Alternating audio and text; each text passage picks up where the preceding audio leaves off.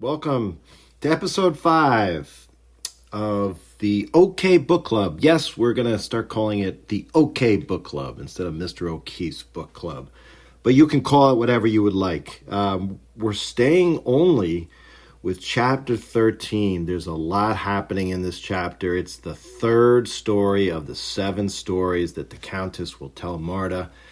But one little point here before we get started, and the reason we're only having one chapter here, it's important. And since it's the third of 7 stories, we almost have to stop and think, not only before we head off to this story, but as the story progresses, children, what is the purpose of the stories?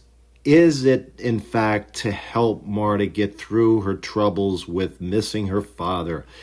Is it to forecast what will happen ultimately with her father in the end? And what's interesting about reading a book like this is you're constantly wondering what's going to come next, but you almost have to think along with the stories. There's stories within stories. So these stories, each one, and especially this one that we're going to focus on today in chapter 13, they really are important, and you want to see if you can make the connection to Marta, her father, what she's going through, and a competing theme all the way through that you're hoping, maybe you're wondering, is there any connection to the puppets of Spellhorse? Like I've mentioned many times, I just hope. I'm thinking of Jane Twittam.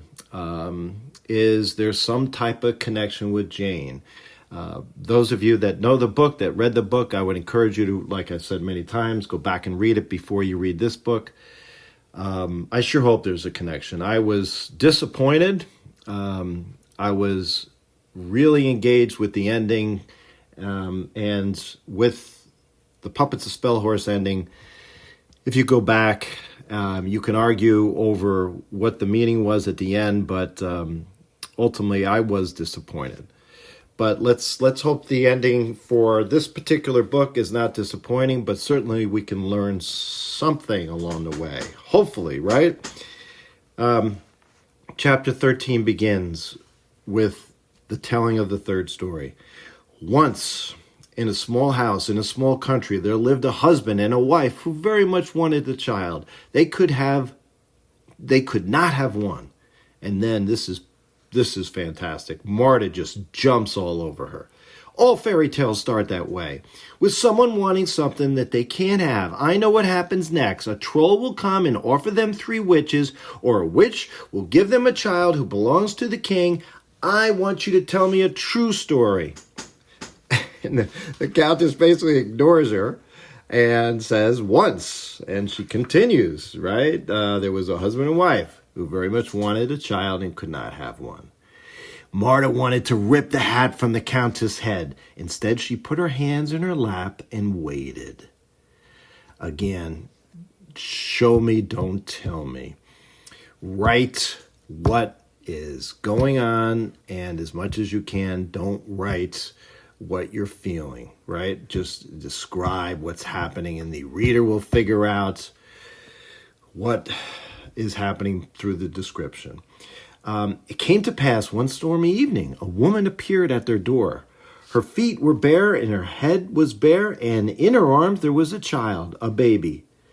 Come inside, said the wife, come inside, right? So the husband and wife put the woman to bed, and she slept beneath the covers, right? And the husband and wife, they sat before the fire, passing the baby back and forth, singing to them.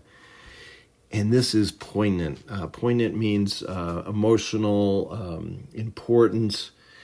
In the moment, it just can't be any more interesting. Here's what, on the top of 85, they say to each other. And remember this, children.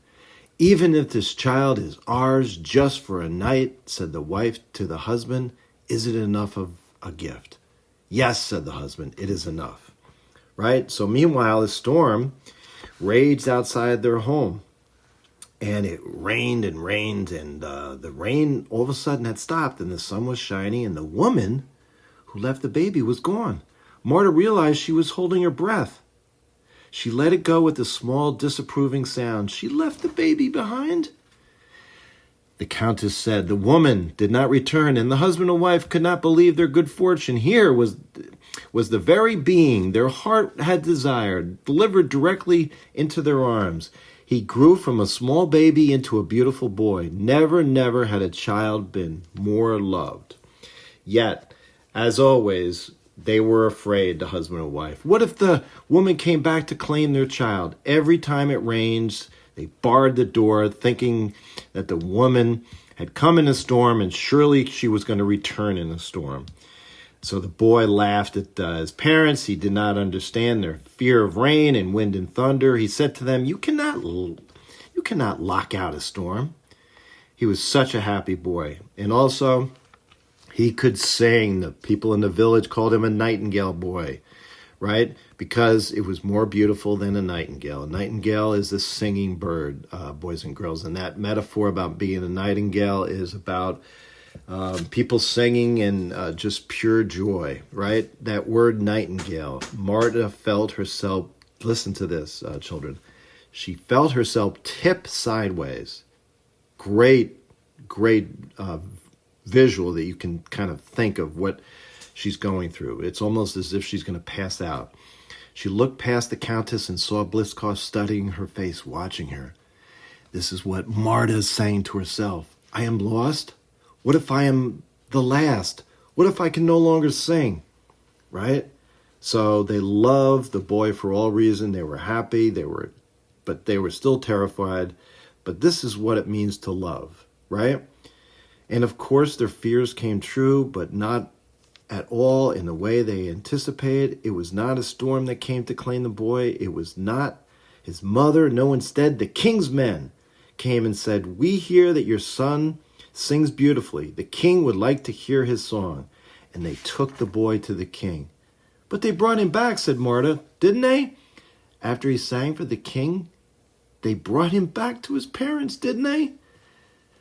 The Countess did not answer her. Her eyes were far away, just staring past Marta. There is, again, that visual, that metaphor about staring and not looking directly into someone's eyes. And listen to this, children and parents. Do you remember when we sat before the fire that first night and held him? The wife said to the husband, do you remember what we said? To hold him was enough of a gift? I remember, said the husband. The husband and wife sat together in the small house before the cold fireplace. Of course, the fireplace is cold right now, right? It was warm before. Again, those metaphors, hot and cold, happiness and sadness. Suddenly, the man let out a terrible howl.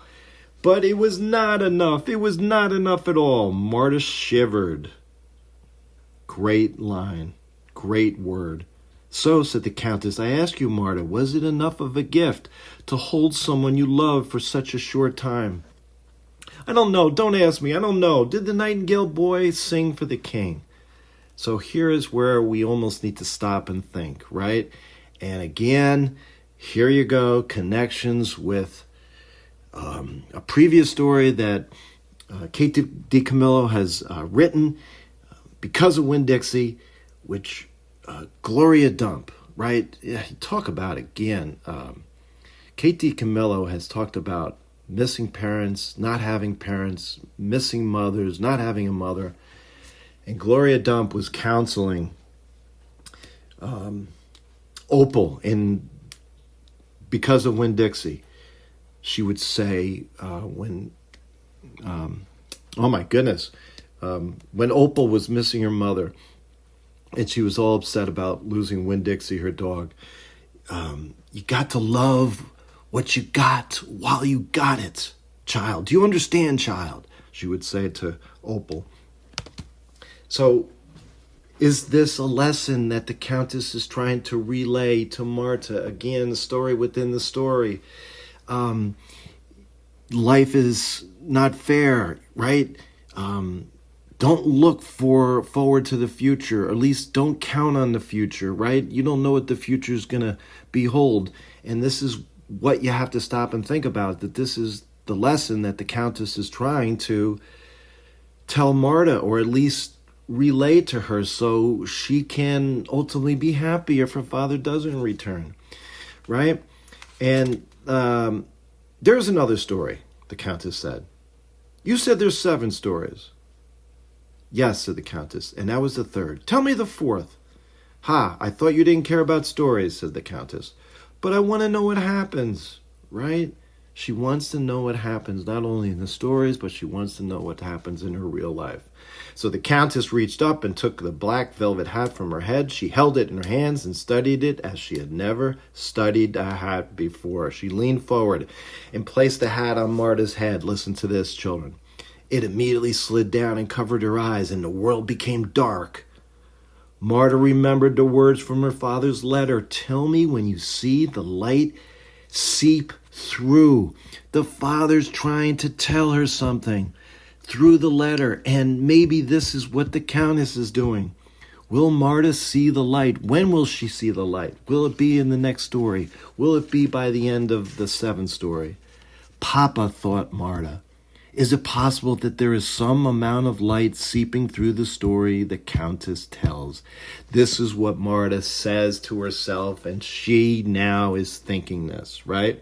She pushed the hat up so she could see. She smiled back at the Countess, and the old lady smiled back. Soon, said the Countess, soon enough, you will know what happens. So it's through these stories that Marta hopefully is learning life lessons. I hope you see this. Do you agree with this, children, parents, adults?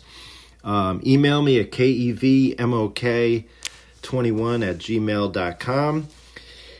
Do you like these stories? Do you think there's a connection with these stories? What do you think will be the next story that could be effective? Do you think there's a connection to the Puppets of Spell Horse? Like I said, reach out to me, and we will see you next time as we head into episode 6 and chapter 14.